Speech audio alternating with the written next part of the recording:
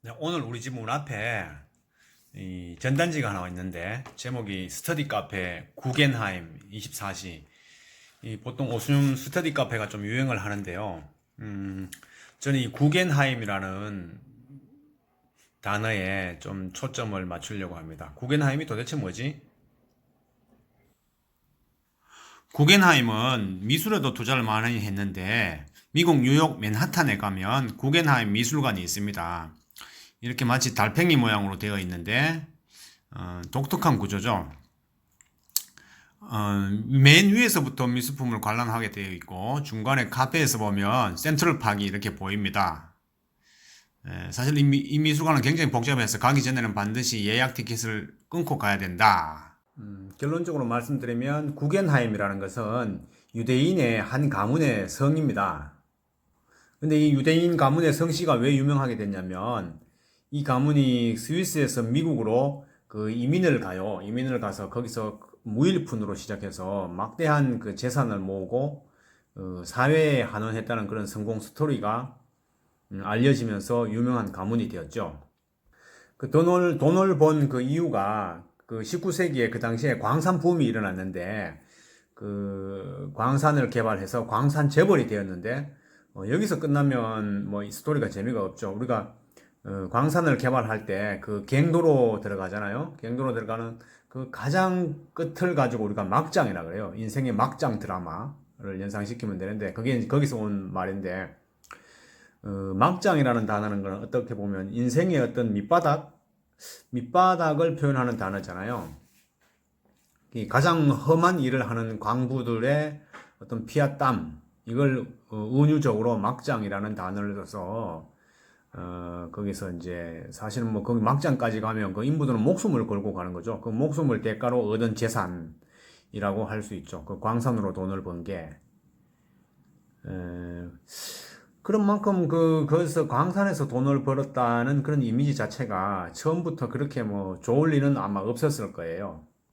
근데 구겐하임은 그 이미지 변신을 위해서 노력을 했어요. 이제 그 강산에서 번 돈을 자선 사업에 썼고, 특히 이제 미술관도 그 중에 하나고, 그러면서 구겐하임 브랜드가 굉장히 긍정적으로 바뀌기 시작했죠. 그러면서 사업이 오히려 더 잘 되었죠. 남을 도와주겠다는 그런 순수한 마음으로 자선을 시작했는데, 결과적으로는 거기에 덕을 쌓고 사업이 계속 발전하는 결국 남을 도와주는 일이 아니라 결론적으로 말하면 자신을 도와주는 일이 되었다. 우리가 유대인 하면 이제 가장 먼저 떠오르는 단어가 세계에서 가장 그 악착같이 돈을 번 그런 민족이다. 라는 것이 이제 저는 머릿속에 제일 먼저 떠오르는데, 근데 사실 그 유대 언어에 보면, 유대 언어인 히브리어에 보면 그 나무에게 베풀다라는 그 차러티 자선이라고 그러죠. 이제 우리말로 번역하면 차러티라는 단어가 없다고 해요. 놀랍게도. 그런서 이제 가장 비슷한 단어를 찾아보니까 체다카라는 단어가 있는데 이것은 뭐냐면 해야 할 당연한 행위 이런 뜻이에요. 체다카. 그러니까 결론적으로 말해서 자선은 선택이 아니라 우리가 해야 될 당연한 의무다. 라는 말이죠. 그 서양에는 그 악마의 눈이라는 아주 뭐 evil's eye라는 큰 어떤 풍습이 있어요. 무슨 뜻이냐면 누군가가 이제 부와 권력을 가졌다 그러면 이 부와 권력이 커질수록 그 악마의 눈도 같이 커지는 거죠.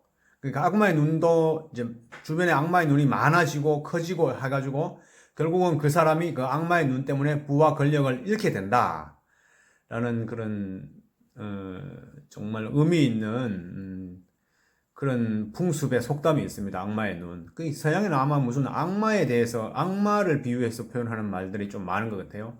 뭐 악마의 풀도 있고 작물을 잡아먹는 악마의 풀도 있고 악마의 눈도 있고. 그러니까 내 재산이 많으면 많을수록 주변에 악마의 눈을 가진 사람들이 많다.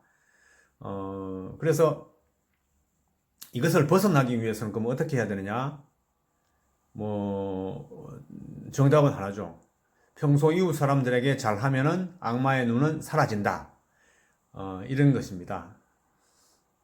우리나라에도 보면 어떤 부자의 상징, 굉장히 그 교훈을 주는 스토리가 있는데 잘 알려지진 않았지만은 경주에 가면 채부잣집이라고 있어요. 채부잣집. 그 가문이 있는데 그 가문은 조선시대 300년 동안 장장 12대에 걸쳐서 부를 누렸다는 그런 가문인데 그 고택에 가면 그 6가지 가훈이 있어요. 거기 보면 첫째, 진사 이상의 벼슬을 하지 말라. 두 번째, 며느리들이 시집 오면 3년 동안 낡은 무명옷을 입혀라. 이런 등등 어떤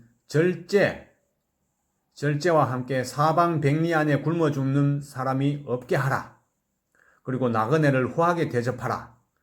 이런 배품에 관한 그런 얘기들이 그 6가지 교훈, 6훈 해가지고 있는데,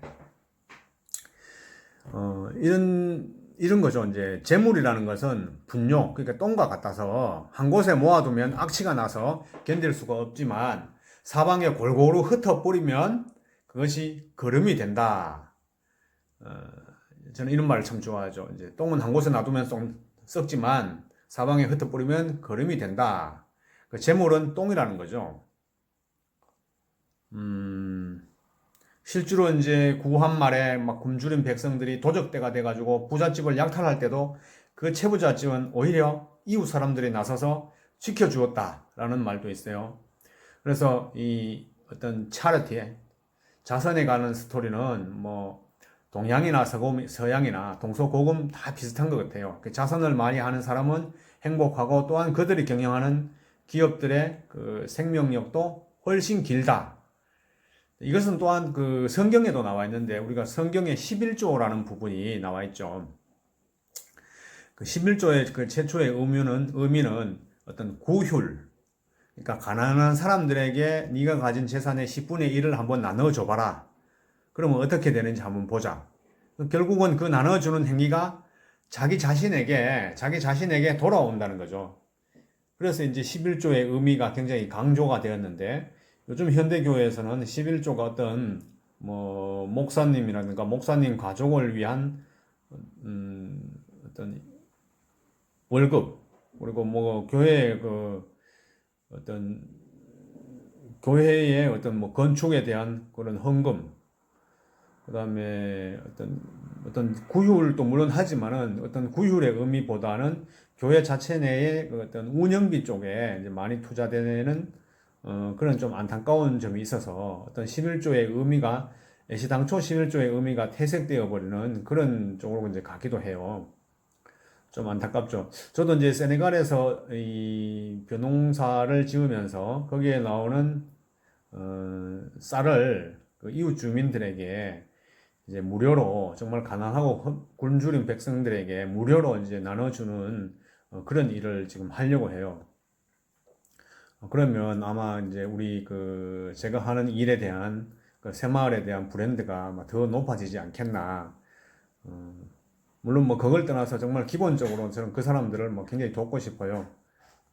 그래서 오늘 다시 처음으로 돌아가서 오늘 아침 우리 집 앞에 붙여진 스터디 카페 구겐하이면 오픈했는 그 광고 전단지를 보면서 오늘 한번 말씀을 한번 나누어 봤습니다.